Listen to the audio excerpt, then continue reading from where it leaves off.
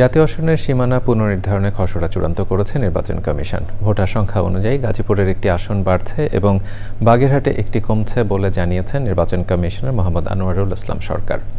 এছাড়া ৩৯টি আসনে পরিবর্তন আসছে জানিয়ে ইসি আনোয়ারুল বলেন, ১০ই আগস্ট পর্যন্ত এ বিষয়ে দাবি আপত্তি নেওয়া হবে। রাজধানীর আগারগাঁও নির্বাচন ভবনে সাংবাদিকদের কথা জানান তিনি। বিস্তারিত মইনুল হাসানের রিপোর্টে। সবচেয়ে বেশি ভোটার যে জেলায় সেখানে আসন বাড়ানো এবং সর্বনিম্ন ভোটারের জেলায় আসন কমানোর প্রস্তাব করেছে নির্বাচন কমিশনের কারিগরি কমিটি। এজন্য গাজীপুরে একটি আসন বাড়ানোর ও বাগেরহাটে একটি আসন কমানোর প্রস্তাব দিয়েছে কমিটি।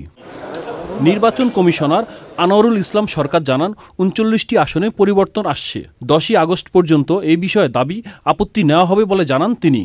10ই আগস্ট পর্যন্ত কোনো ভুল ত্রুটি থাকতে পারে, কোনো কি বলে যে সংযোজন বিয়োজন আপত্তি থাকতে পারে।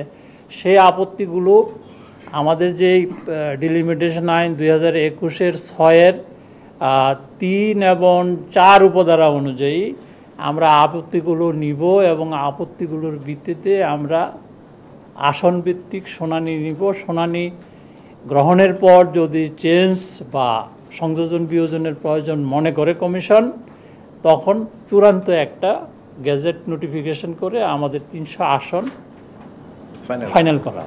বিকেলে সিএসির সঙ্গে দেখা করেন এনসিপির 3 সদস্যের প্রতিনিধি দল। বৈঠক শেষে এনসিপির যুগ্ম আহ্বায়ক খালেদ সাইফুল্লাহ বলেন, প্রবাসী ভোটারদের ভোটাধিকার নিশ্চিত করা ভোটিং সিস্টেম নিয়ে আলোচনা হয়েছে। প্রবাসীরা আছে, তারা ভোট দিতে পারবেন কিনা সেটা নিয়ে সংশয় আছে, তাদের ভোট দেওয়া উচিত কিনা সে বিষয়ে প্রশ্ন আসছে। এরপর থেকে আমরা অনেকের কাছ থেকেই প্রশ্ন পাচ্ছি।